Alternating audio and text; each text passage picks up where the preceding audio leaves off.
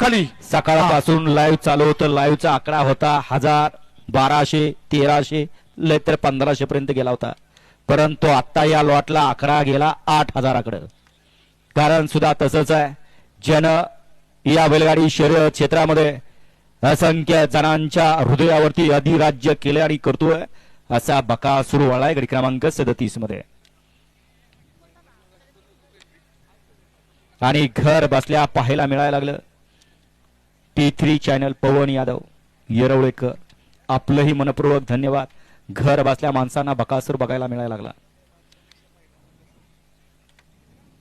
आणि माणसांच्यामुळं महिलांनाही वेळ लागलं.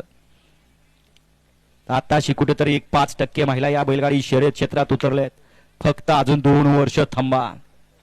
2 वर्षांनी आपल्याला चित्र वेगळं बघायला मिळणार. ज्याप्रमाणे आरक्षण 50%चं आहे त्याप्रमाणे 50% महिला या बैलगाडी शर्यत क्षेत्रात दिसणार.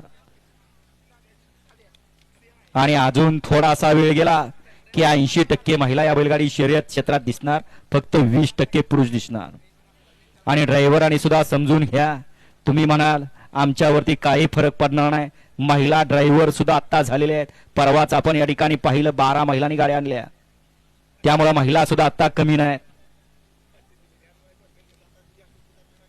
सुटला गाडी क्रमांक 37 सुटला या मैदानातला.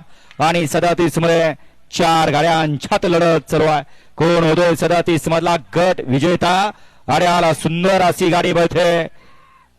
या बैलगाडी शर्यत क्षेत्रातला गावठ्या बैलाचा देवदूत बकासूर आणि बब्यारावांचं निर्वाद वर्चस्व.